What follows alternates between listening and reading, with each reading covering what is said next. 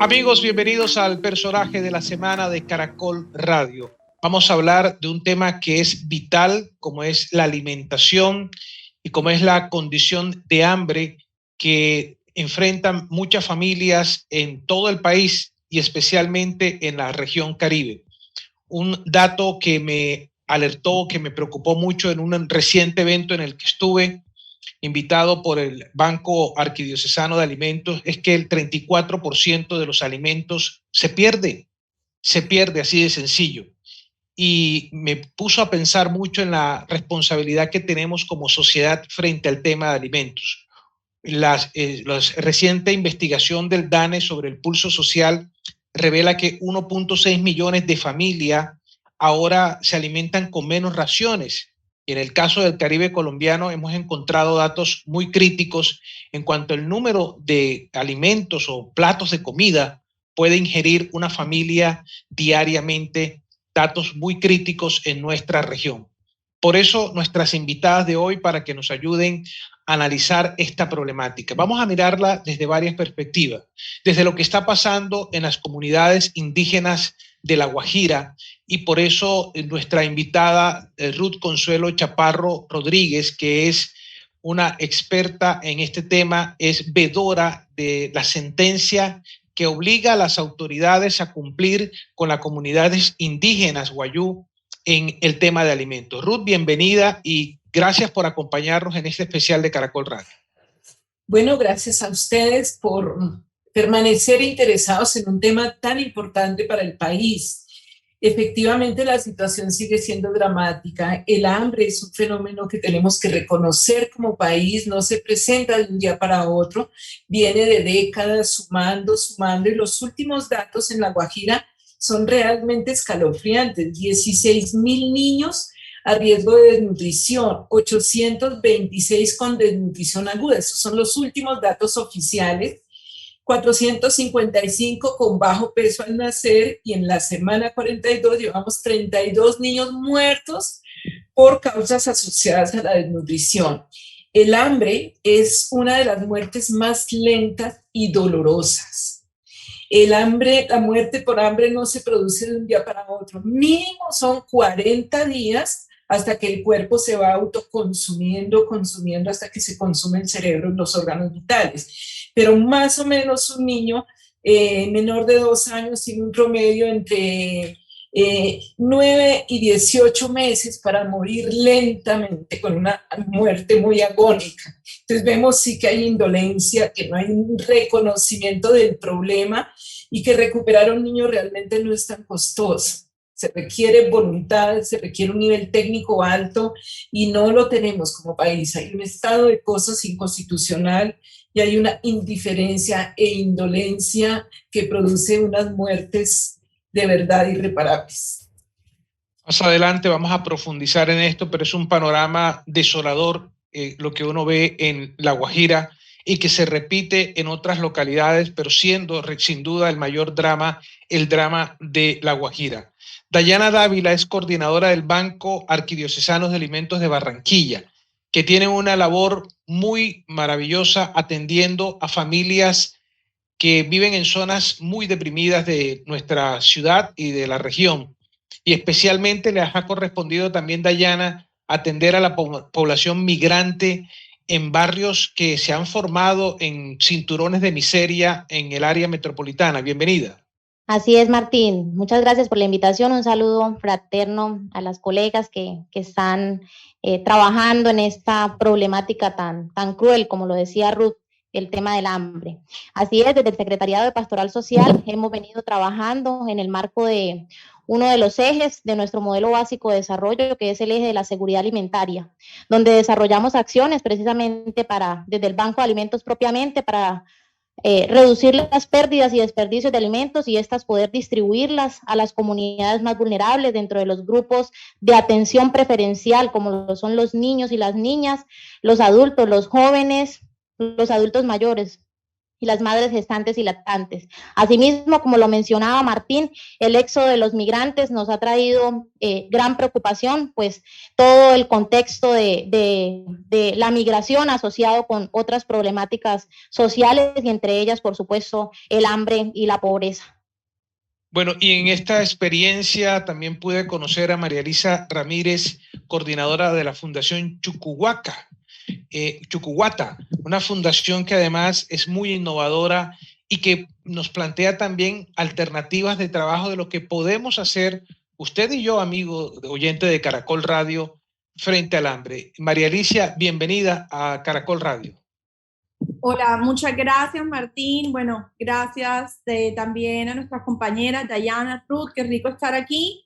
La verdad es que nos alineamos todos para combatir el hambre en el mundo, alinearnos a este objetivo de desarrollo sostenible tan importante como lo es el hambre cero. Entonces, bueno, yo soy pues educadora de primera infancia y bueno, la idea es trabajar desde la educación alimentaria para poder combatir el hambre. No es únicamente, sino es cómo, decía Martín al inicio, es cómo educar a la gente para que no exista desperdicio de alimento, para que realmente de manera creativa podamos nosotros trabajar por cumplir este objetivo.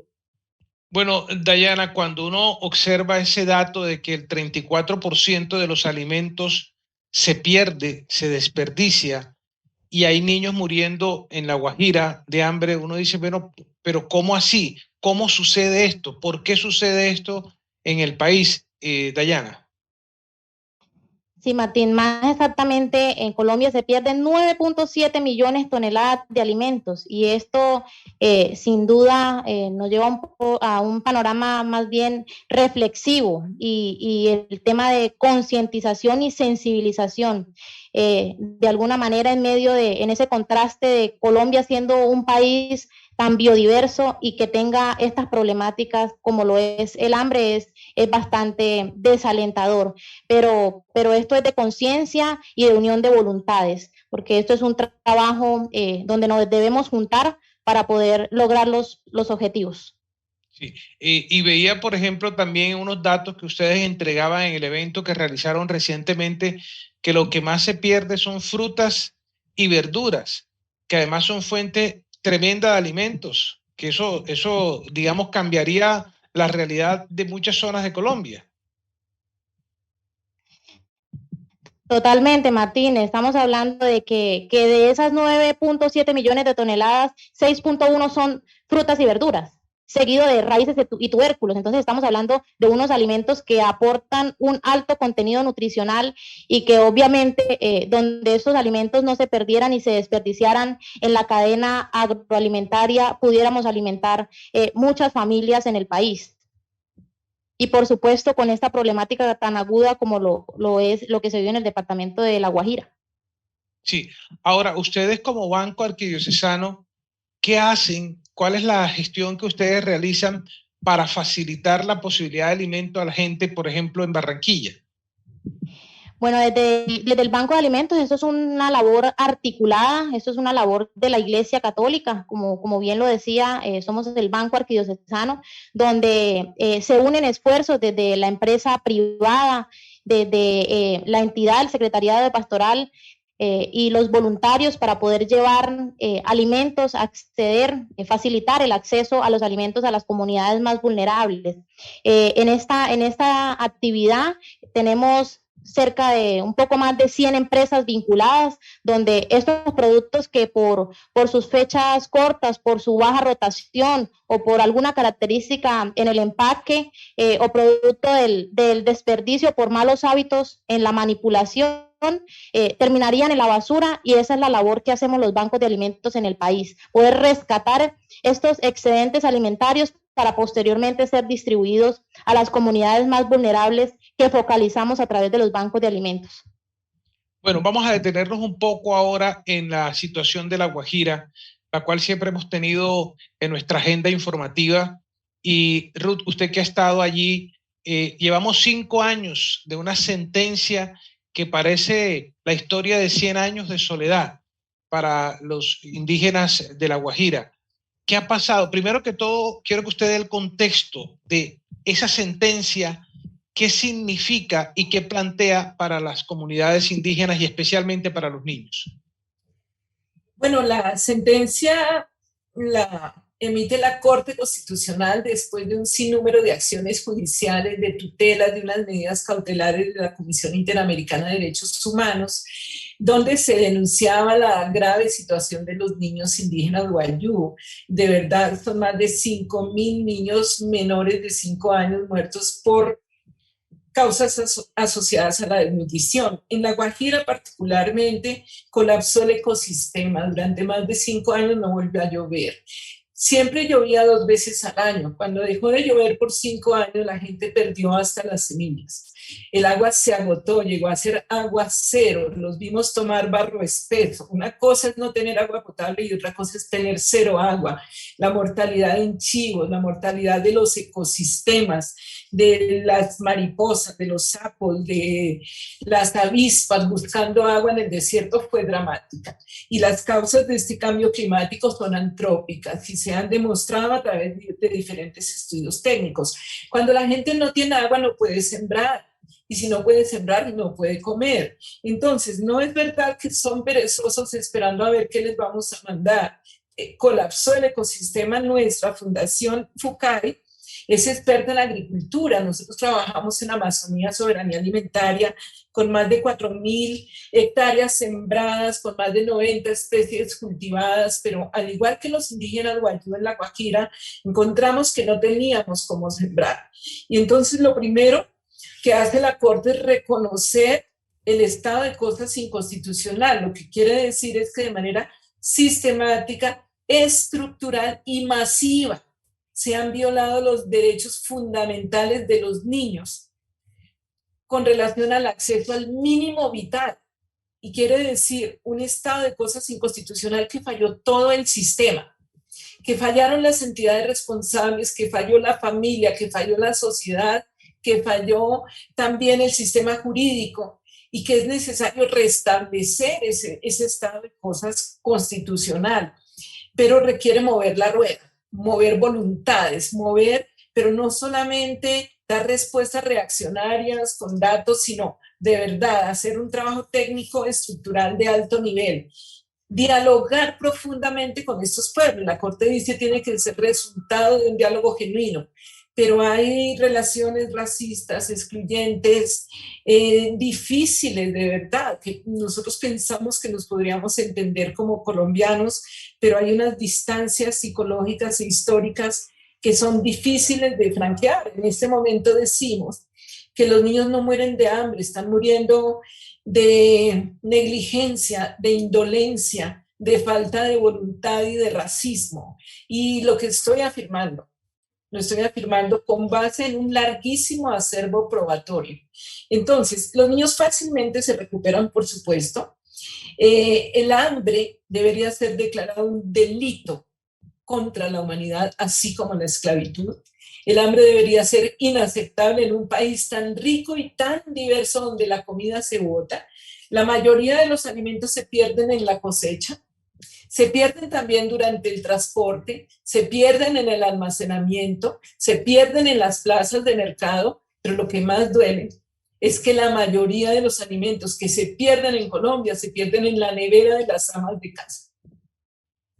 Y podríamos echarnos culpas, pero ¿cómo poder hacer procesamiento de estos alimentos? A mí me han dicho, por ejemplo, los campesinos de Boyacá, le regalamos una tractomula llena de papa. Se la regalamos, no le cobramos, pero ¿cuánto vale el transporte? El transporte termina valiendo mucho más que la papa. Entonces terminamos diciéndole a los campesinos que ni siquiera regalado le podemos recibir los bultos de papa, porque los costos de transporte son tan altos que terminan valiendo mucho más que la papa y que son insostenibles. Entonces es preferible comprar algo allá en la frontera. Entonces es un sistema donde no basta solo recoger alimentos que sobran. Se necesita una responsabilidad desde la vida cotidiana de cada uno, pero también desde un sistema de gobierno que sea más consciente de superar las inequidades. Este es uno de los países más desiguales del mundo, donde unos mueren de obesidad y de colesterol y los otros de física, hambre. Yo creo que podemos vivir mejor con lo que tenemos y que podemos sumar esfuerzos, que el problema no es de presupuesto, porque presupuestos han pasado por todos los lados. El tema es de verdad de acercarse con profundidad y hacer esto con un nivel técnico alto, pero con unos principios técnicos también, unos principios éticos insobornables. Es urgente. Mire, el dolor del hambre es impresionante. Es decir, las voces de los niños, los que ya murieron, jamás fueron escuchadas. Y los que en ese momento, 16.000, están a riesgo de nutrición, sus voces no son escuchadas. Y por eso yo tomo la voz en nombre de estos niños. Alguien tiene que hablar. Y muchos están hablando. Y yo creo que es necesario no callarnos, seguir moviéndonos hasta que reconozcamos como país el problema del hambre y decidamos meterlo en las agendas, en los planes de desarrollo y superarlo. Yo creo que Colombia puede llegar a cero hambre si nos lo proponemos como sociedad. Perfectamente, comida tenemos, la estamos votando. Bueno, este es un planteamiento fuerte y real de lo que nos está sucediendo, que ha hecho Ruth Chaparro, nuestra invitada, que tiene muy de cerca, que ha seguido como parte de esta veeduría ciudadana lo que está pasando en La Guajira. Y plantea también el reto de lo que se puede hacer, de lo que se puede construir como sociedad. Mencionaba el tema del transporte y tengo una experiencia muy cercana. En alguna vez llegaron unas personas de una comunidad de Bolívar que se estaba perdiendo la uyama y una empresa en Barranquilla decidió comprar una gran cantidad de uyama, pero prácticamente se les iba la plata en el transporte, en poder traer desde el sur de Bolívar hasta Barranquilla esa uyama. Y es cierto que el tema del transporte es uno de los elementos, uno de los tantos elementos que golpea al productor y que golpea que los alimentos puedan llegar a la casa. Bueno, aquí en este momento del programa, María Alicia, yo quisiera que desde la fundación y desde los expertos que ustedes tienen allí en Chucuhuata, nos dijeras ustedes qué han planteado, cómo ven este problema, este escenario que hoy estamos mirando y también qué alternativas pueden plantearnos. Sí, bueno, nosotros nuestro proyecto, pues lo hemos titulado Proyecto Cocinando Comunidad. Estamos trabajando por comunidades saludables, sostenibles, creativas y seguras. Y es partir, pues, de ahí. Tenemos que partir a trabajar una calle a la vez, un barrio a la vez, un municipio a la vez. Y bueno, escuchando ahora, pues también a Ruth, se me venía también a la mente un trabajo que hicimos en La Guajira con también unas líderes comunitarias que también hablaban de que se nos ha olvidado mucho, ¿verdad?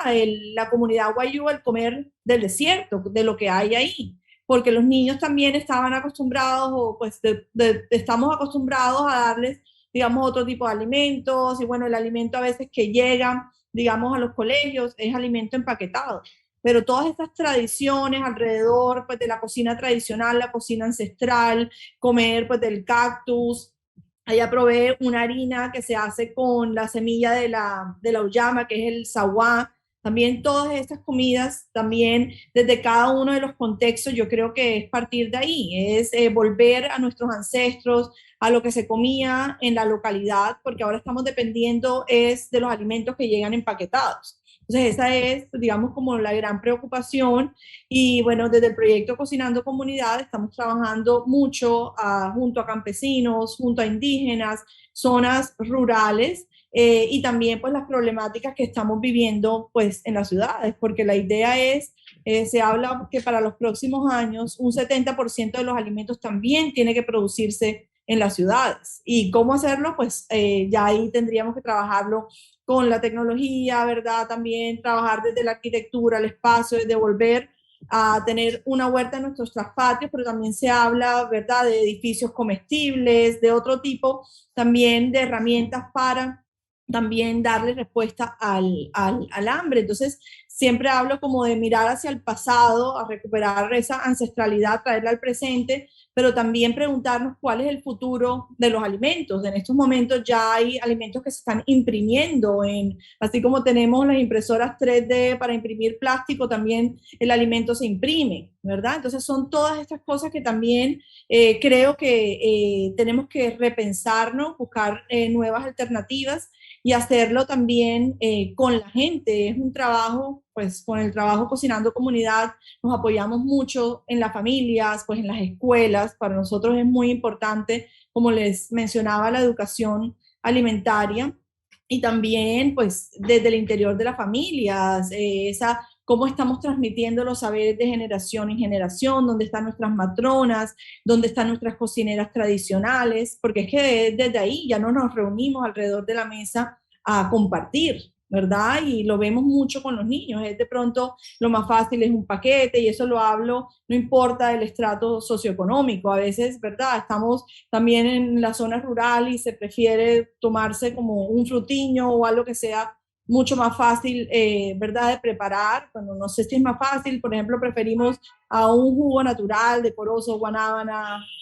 la misma agua de panela. No, preferimos de pronto una bebida azucarada.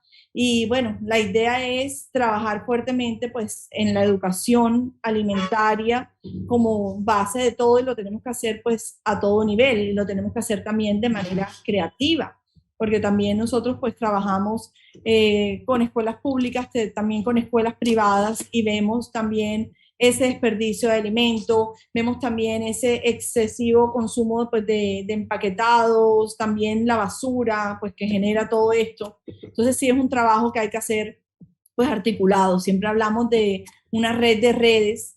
Yo pues soy educadora de primera infancia, pero la idea es cómo nosotros desde una mirada transdisciplinaria poder conectarnos con el sector empresarial, ¿verdad? Con la academia, con gobierno, o sea, esto tiene que ser como un trabajo que hagamos de manera interconectada y que alcemos la voz, así como decía Ruth, que podamos ser pues defensores de los derechos de la infancia y bueno, yo creo que por eso estamos aquí también todos como alineados para realmente sí, hacer que las cosas pasen, acciones transformadoras.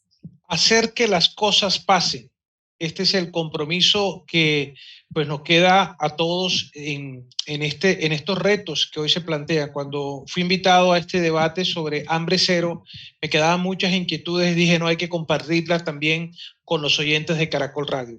Vamos a una breve pausa y al regreso profundizamos un poco más en las responsabilidades, los retos que, como bien ha planteado Ruth, hay unos retos del Estado, hay unos retos de la empresa privada, hay unos retos de toda la sociedad frente a este propósito de hambre cero. Ya regresamos en el personaje de la semana de Caracol Radio. Regresamos con el personaje de la semana de Caracol Radio y vamos a profundizar un poquito más. Cuando uno dice hambre en el área metropolitana de Barranquilla, yo quiero, Dayana, usted que se recorre y que allá llegan y le tocan la puerta a Pastoral Social, yo quiero que usted nos diga cuál es esa dimensión de lo que está pasando, qué es lo que sucede, cuáles son los sectores donde ustedes hoy nos podrían decir, hay que poner mucha atención de lo que está pasando en, por ejemplo, Villa Caracas, que es un sector muy crítico. Pero usted conoce más que yo de esta situación, Dayana. Así es, Martín. Son una cruda realidad la que estamos evidenciando en la región Caribe. Estamos en el segundo lugar en pérdidas. Ocupamos el 18.2% sobre el nivel general en el país. Y en desperdicios ocupamos el tercer lugar.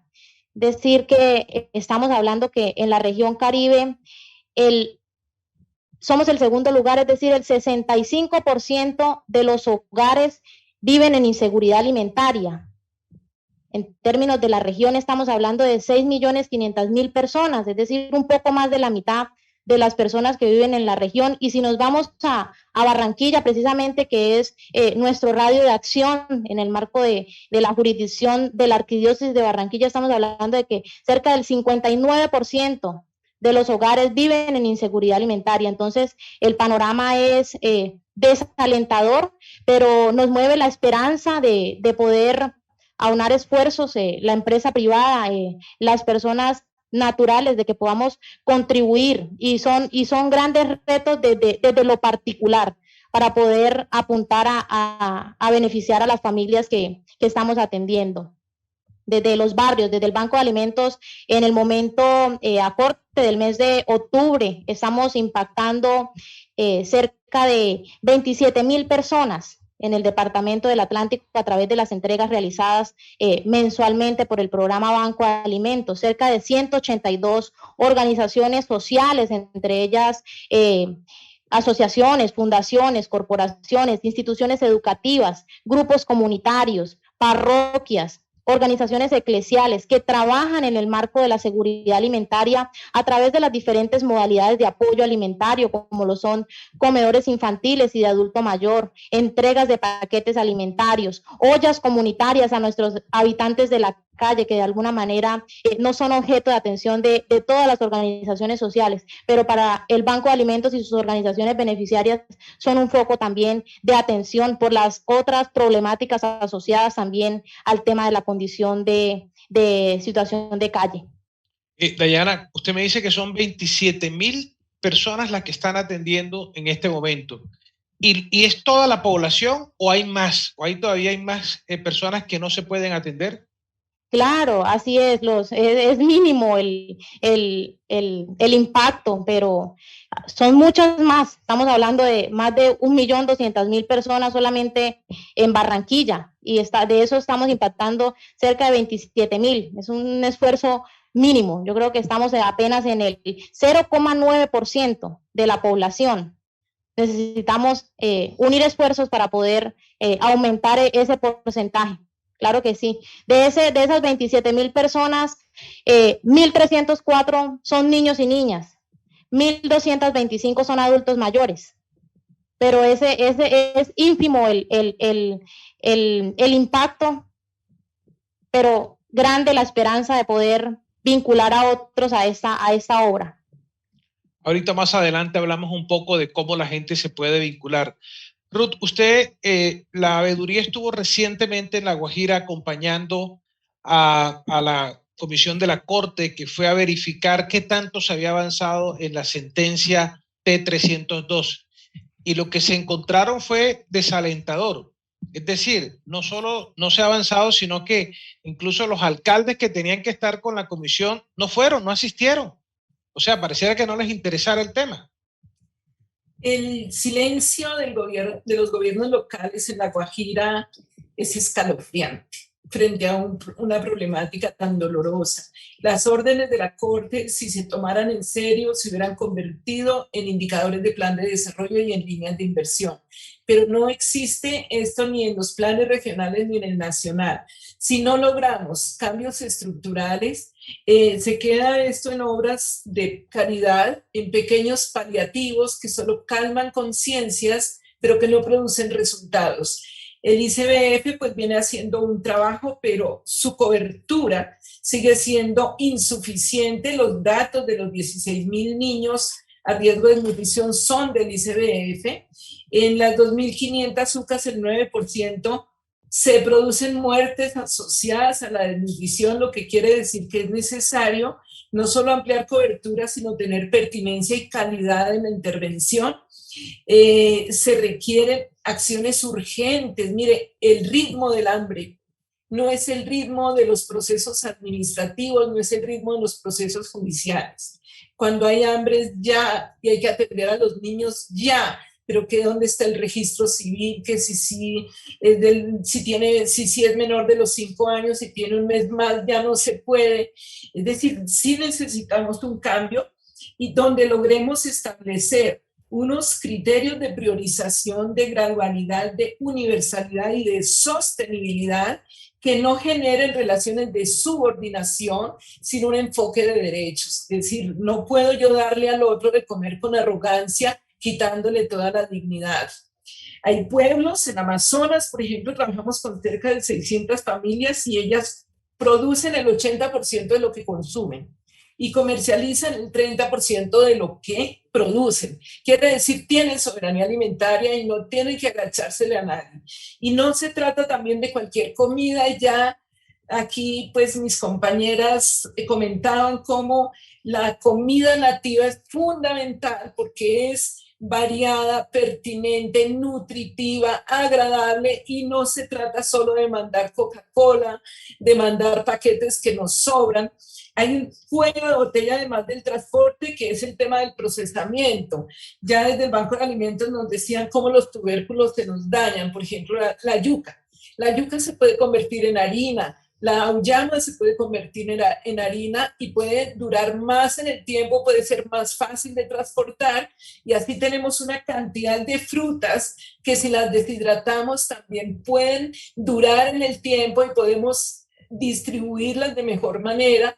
Entonces la agroindustria colombiana tiene que desarrollarse, pero tiene que hacerlo. Es que la comida no puede ser un negocio, no puede ser un mercado.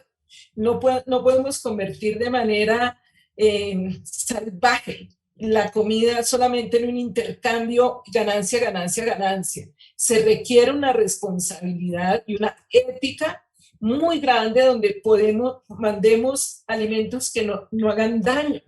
Por ejemplo, esas ganas a veces de regalarle dulces a los niños de La Guajira. Un niño que tenga desnutrición y que tenga parásitos, si se le da un dulce, puede tener diarrea y se puede morir.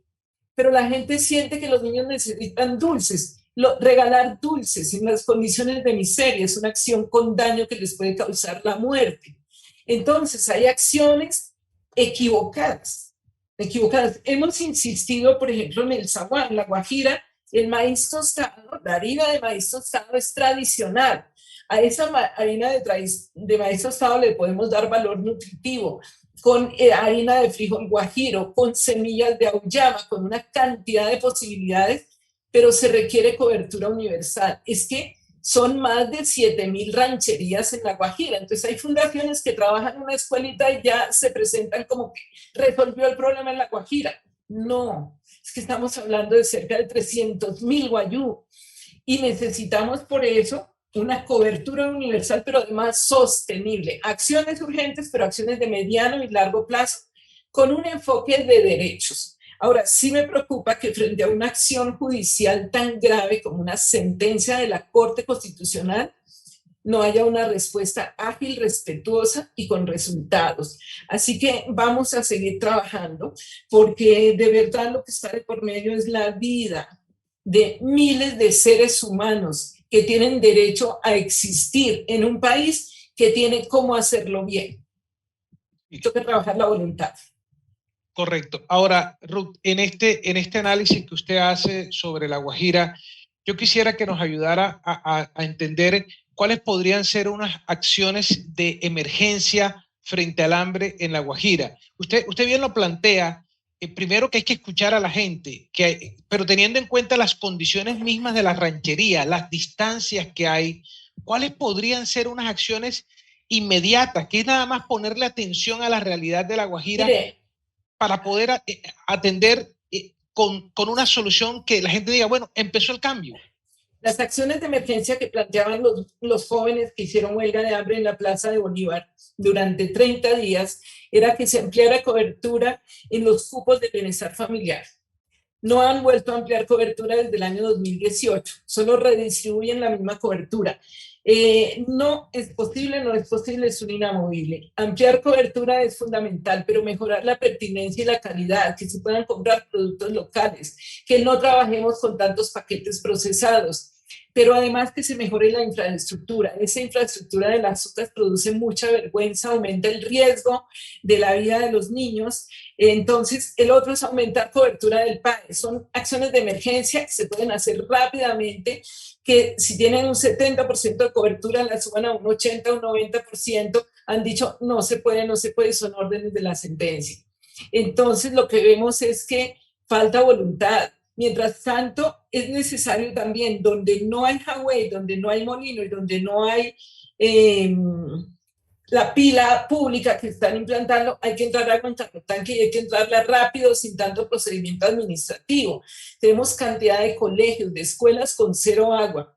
Es necesario, es urgente. Ahora, nosotros como ONGs hacemos un esfuerzo grande, pero no tenemos la capacidad para tener el cubrimiento universal, además no nos corresponde. Es decir, tenemos que hacer una parte como sociedad civil, pero no nos corresponde hacerlo todo. Entonces, con estos ejercicios, las ONGs lo que estamos mostrando es que sí se puede, que con los guayús siempre se puede, que no cuesta mucho, que se requiere voluntad. Yo creo que es necesario seguir insistiéndole a la Corte que sea más ágil en sus procesos judiciales, seguir insistiendo a las entidades sentenciadas desde la Presidencia de la República, los ministerios, el ICBF y las alcaldías locales. Yo siento que hay una debilidad en los gobiernos locales enorme. Yo creo que hay dificultades incluso hasta entender qué es una sentencia y qué peso tiene la Corte Constitucional en el marco judicial. ¿Cómo citan a una diligencia, a una inspección judicial y las personas no llegan? Mandan delegados poco calificados que no saben de verdad ni qué decir frente a esto. Y siempre se está cambiando de interlocutor, pero eso pasa no solo con los gobiernos locales, nos pasa también con el gobierno nacional.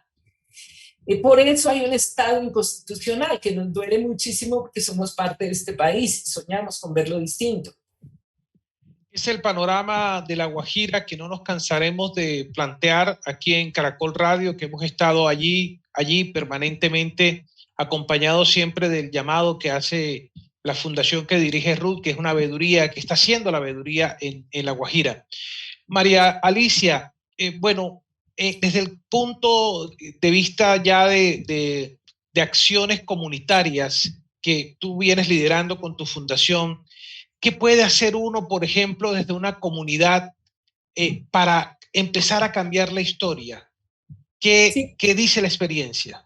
Sí, bueno, la idea es conectarnos alrededor del alimento, promover lo que son las cocinas comunitarias, las ollas comunitarias, tienen grandísimo poder. De verdad, estamos, como un poco trabajando para que no sean los paquetes los que estén llegando, ¿verdad? Para que no sea esa caridad, sino que también podamos tener ese espacio, en el caso de la cocina, para transformar ese alimento, para tener ese espacio para enseñarles a las personas cómo volver a nuestras cocinas, cómo volver a las tradiciones. Y bueno, eso hay que hacerlo simplemente generando espacios de encuentro, ¿verdad? Porque, y bueno, a través de nuestros talleres trabajamos mucho con la memoria de las abuelas, de las madres, ¿verdad? Y ponemos a reflexionar también a las familias desde la labor de las escuelas, porque en las escuelas también podemos hacer muchísimos cambios, porque ahí estamos todos reunidos, ahí se reúne la familia, pues lo que no hagamos por los niños no lo vamos a hacer por nadie.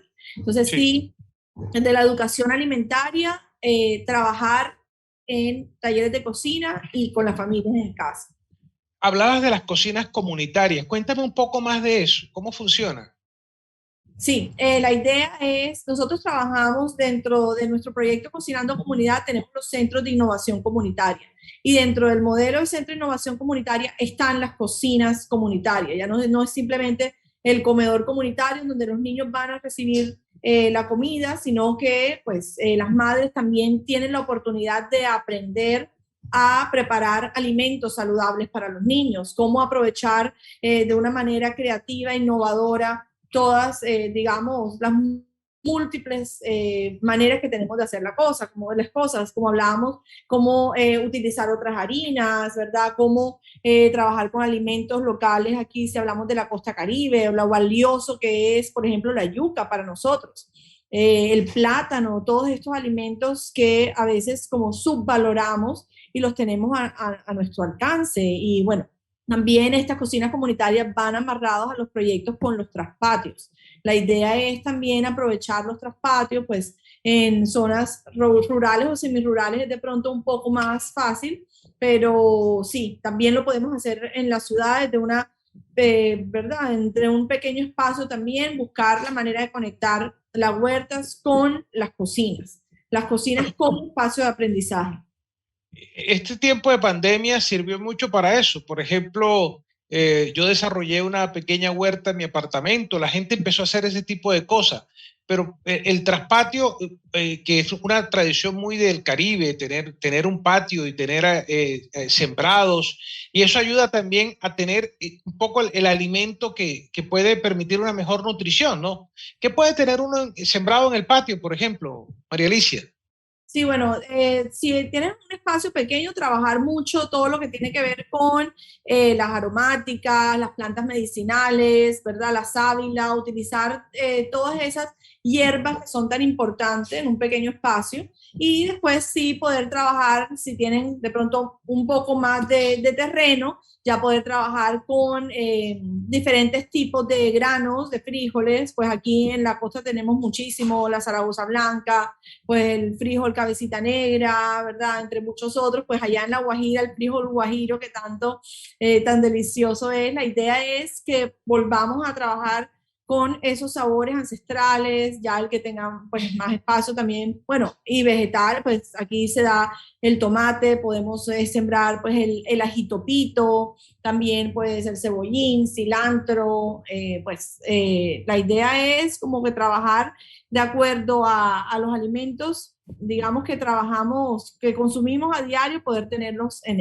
el patio. Lo más fácil, digamos, serían como las hierbas medicinales, las aromáticas, incorporarlas a la dieta. Bueno, hambre cero, en los momentos finales del programa. Dayana, hambre cero, ¿qué hay que hacer?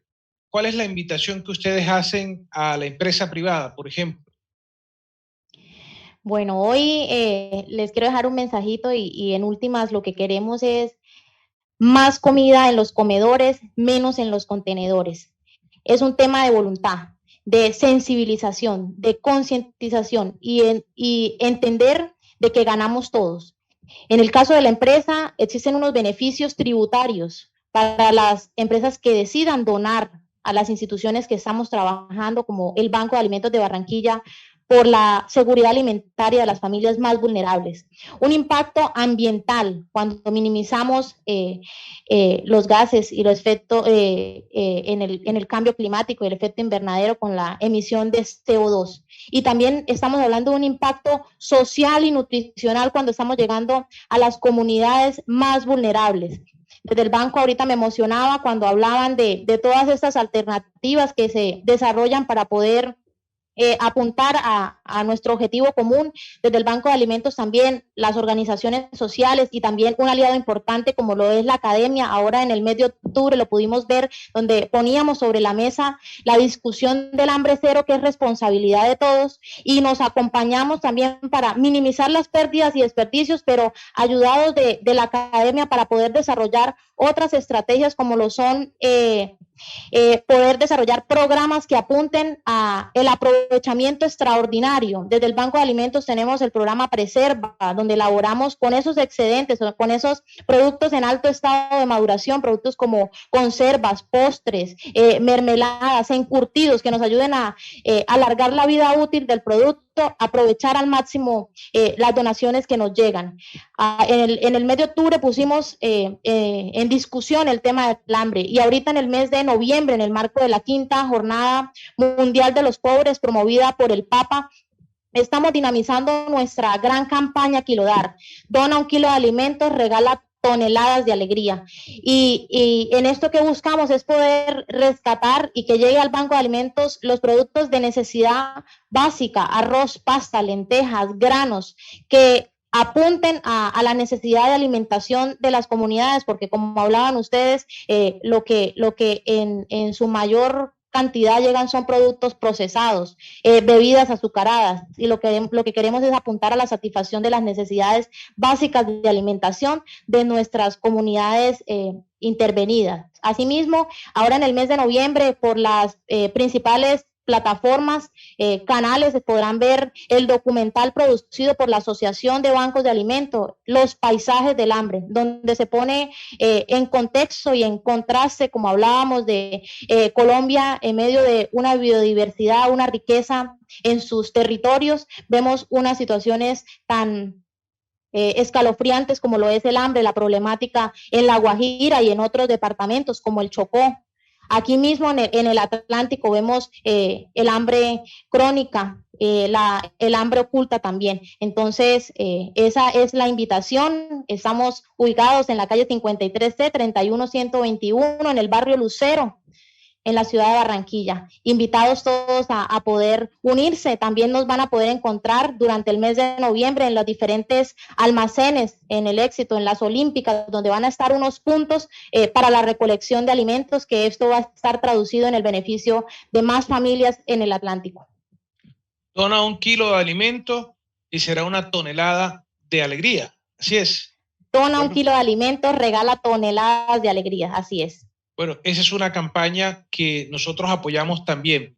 Y Ruth, nos queda una tarea muy fuerte por delante.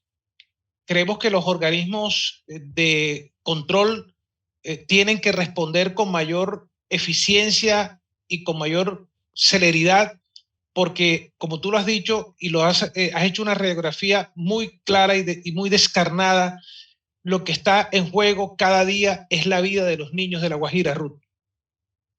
Sí, así es, y pensamos que además de estas medidas de corto plazo es necesario de verdad garantizar el suministro de agua, recuperar las semillas, recuperar los suelos, generar agrosistemas, sistemas agroforestales del desierto, esta cocina nativa que tiene que volver a la mesa, seguir haciendo conciencia ciudadana. La gente de la sociedad civil generalmente critica al gobierno o se asombra, pero no se dan cuenta que ellos en su nevera están tirando a la basura los alimentos que podrían salvar la vida de otros.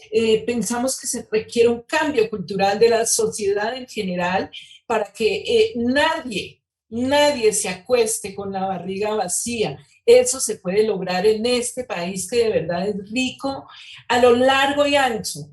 La pobreza la tenemos en el cerebro, la pobreza en el plato de los colombianos, es la pobreza en la mente de quienes nos dirigen.